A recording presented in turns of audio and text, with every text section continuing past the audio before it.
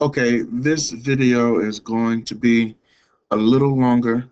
I'm going to give you a further breakdown of what the adoption is, why the adoption only pertains to the Israelites, and evidence from Scripture to prove this. So bear with me, and as always, I apologize for the choppiness of the video. I apologize for the stuttering. I am going to perfect my delivery. Just bear with me. Okay. So we start off in Hosea, and we're going to go to Hosea chapter 1, verse 6. And you see here where it says, "And she conceived again and bare a daughter, and God said unto him, Call her name Loruhamah, for I will no more have mercy upon the house of Israel, but I will utterly take them away." It was the divided kingdom that Hosea lived in, and he was giving this prophecy about the divorcement between Yah, the Holy One of Israel, and the northern kingdom of Israel. We have to pay particular attention to the fact that in the days of Hosea, the kingdom was divided. It was not one kingdom. There was the house of Israel, and there was also the house of Judah, right here. He says in verse 7, "But I will have mercy on the house of Judah and will save them by the Lord their God." When we jump down to the end of chapter 1 of Hosea, it says, Yet the number of the children of Israel shall be as the sand of the sea, which cannot be measured, nor numbered. And it shall come to pass in the place where it was said unto them, Ye are not my people, there it shall be said unto them, Ye are the sons of the living God. This is a very important fact that we're going to address throughout the entire presentation. Let's move along. Hosea chapter 2, verse 23. It says, "And I will sow her unto me in the earth, and I will have mercy upon her that had not obtained mercy." The only people who had not obtained mercy was the northern kingdom of Israel. Not the whole world, just the northern kingdom of Israel. "And I will sow her into me in the earth, and I will have mercy upon her that has not obtained mercy. And I will say to them which were not my people, Thou art my people, and they shall say, Thou art my God." Again, that can only be talking about the northern kingdom of Israel, the children of Israel. Let's move along. This is from Peter, 1 Peter. It says here in chapter 2, verse 10, "Which in time past were not a people, but are now the people of God, which hath not obtained mercy, but now have obtained mercy." Again, we say this all the time. Peter was talking about a certain people. He was not talking about the entire world. He was referring to the book of Hosea.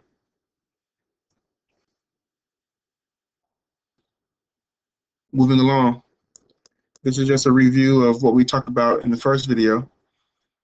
"And I saw for all those causes whereby backsliding Israel committed adultery, I put her away, and giving her a bill of divorce. Yet her treacherous sister Judah feared not, but went and played the harlot also." There was a separation made between the northern kingdom and the southern kingdom. The northern kingdom was divorced, but the southern kingdom was not divorced. And this is why the northern kingdom was scattered, was sent off.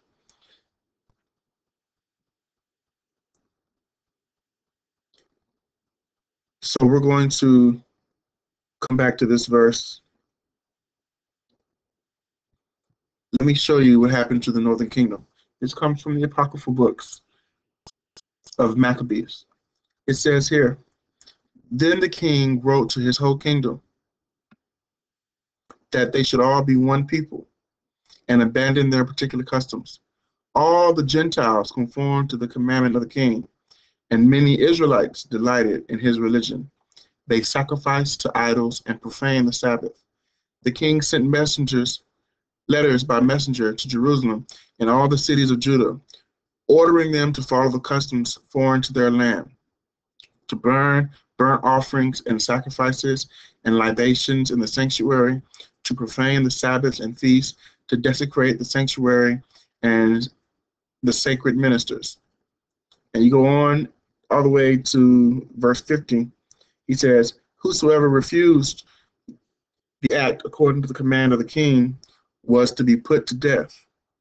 This is where the northern kingdom became Gentiles. They became Gentiles because they decided to take on the customs of the heathen.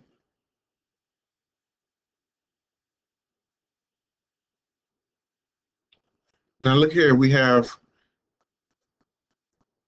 the woman of Samaria.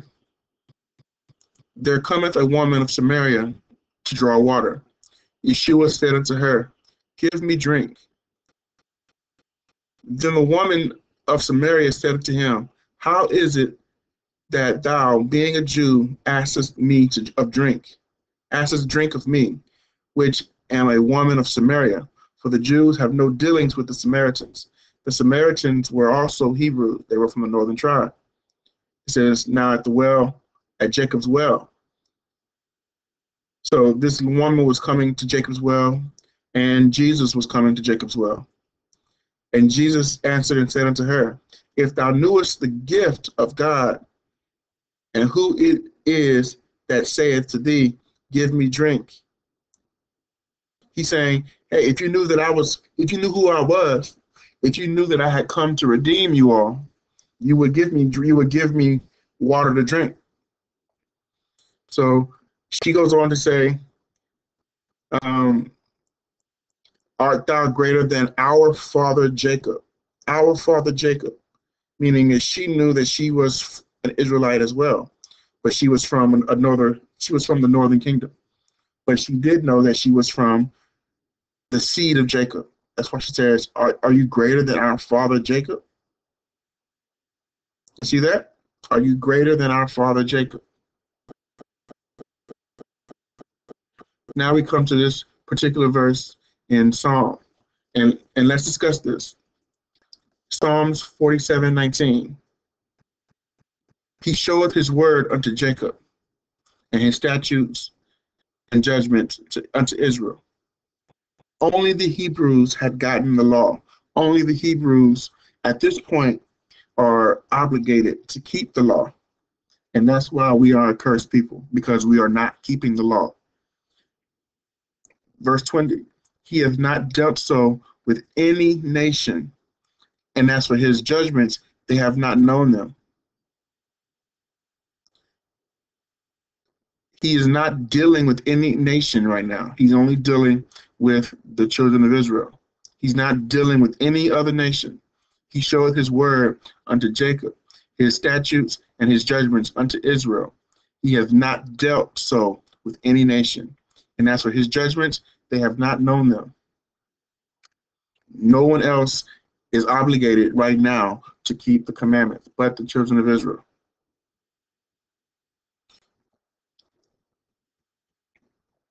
Going into Jeremiah chapter 2, verse 21.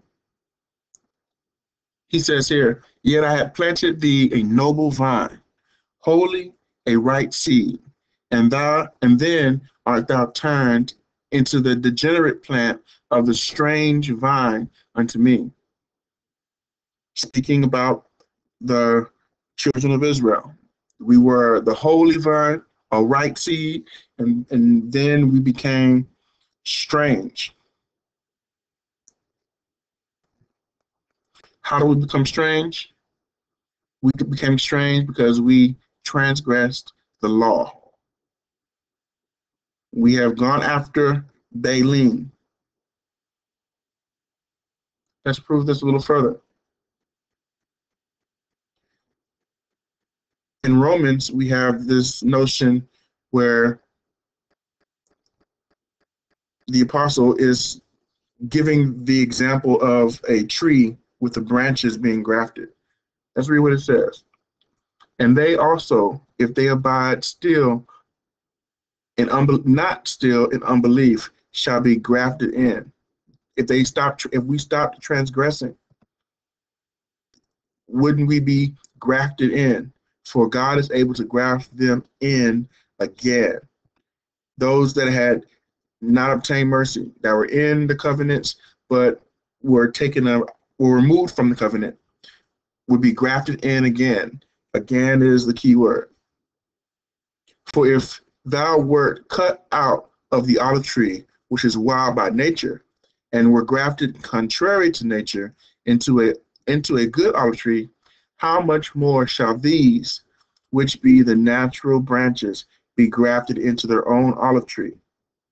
See, the apostle is making the argument that we are able to graft in the natural branches, which were the northern kingdom tribes, into the olive tree that was their own olive tree.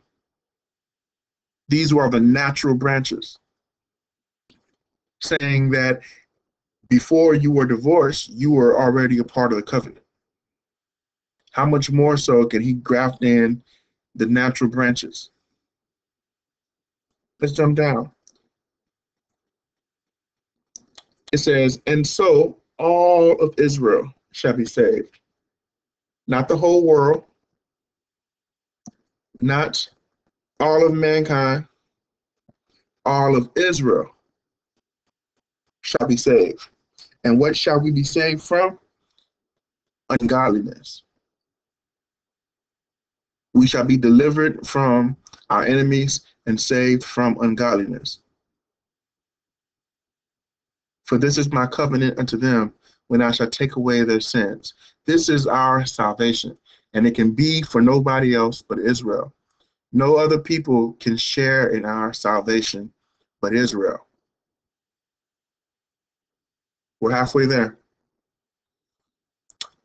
1 Corinthians 12. Now concerning spiritual gifts, brethren, I would not have you ignorant. Ye know that ye were Gentiles. The apostle is talking to Hebrews of the northern kingdom. And it says here, look, ye know that ye were Gentiles.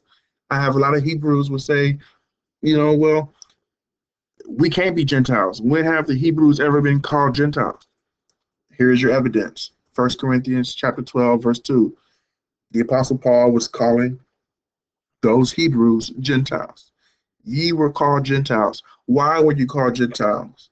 Because they were carried away unto dumb idols. That goes back to First Maccabees, where you see how they defiled the sanctuary and they became all the Gentiles conformed, and many Israelites delighted in his religion. We became Gentiles because we profaned the covenants. You know that ye were Gentiles, carried away unto these dumb idols, even as ye were led.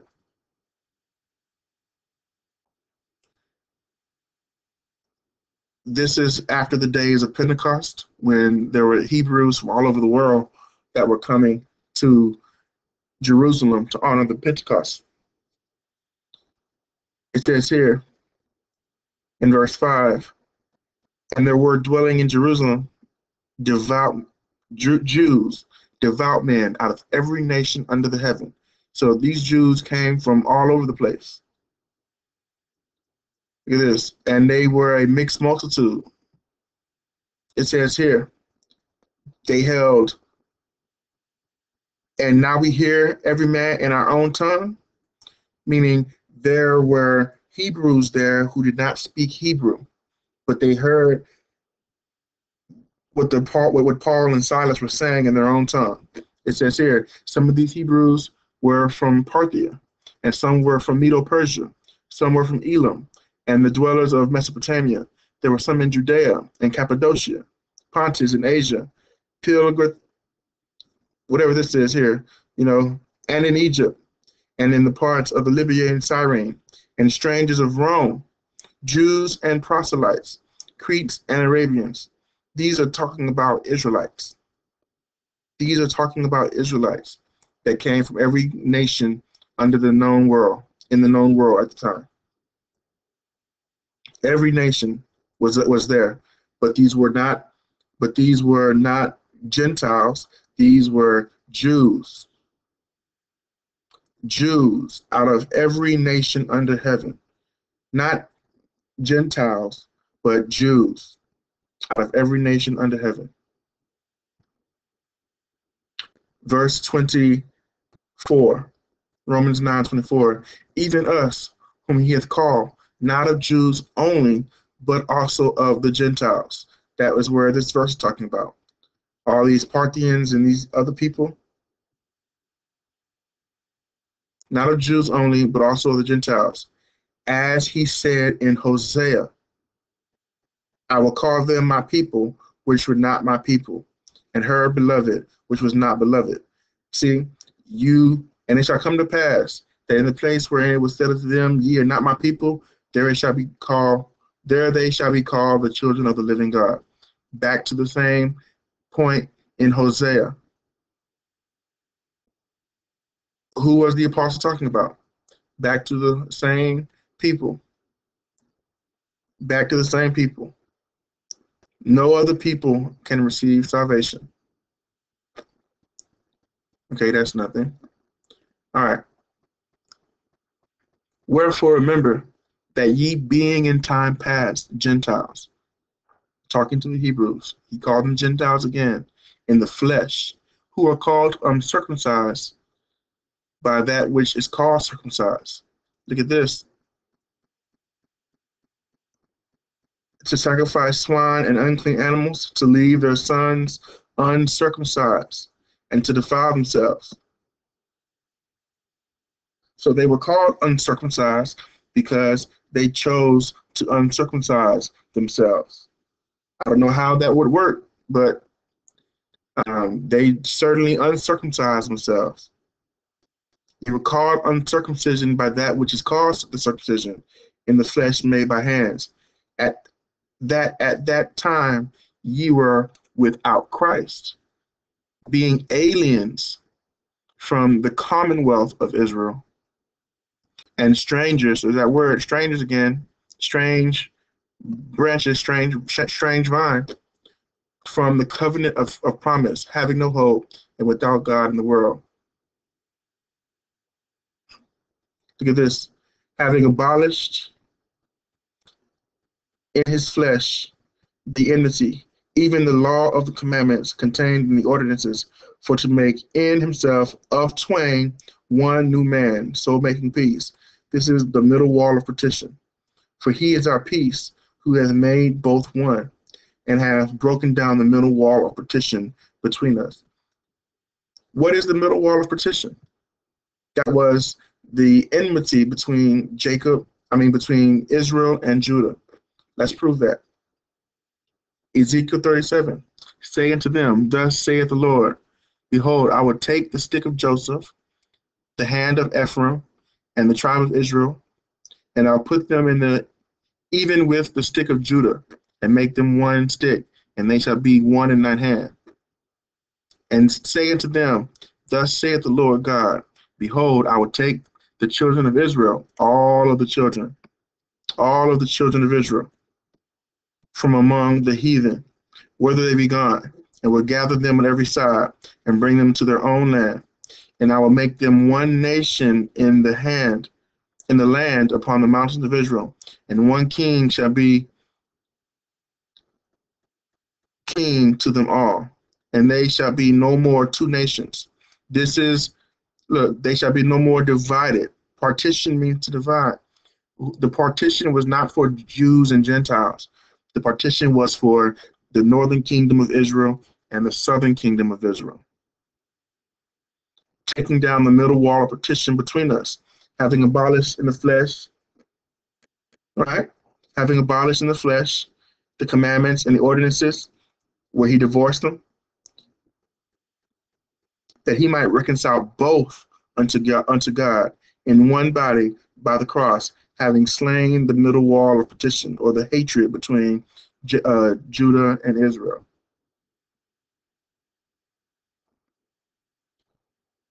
This is from Ezekiel as well, saying to them, behold, I will take the children of Israel from among the heathen, whether they be God, it will gather them on one side, on every side, and bring them into the land, and I will make them one nation in the land upon the mountains of Israel, and one king shall be king to them all.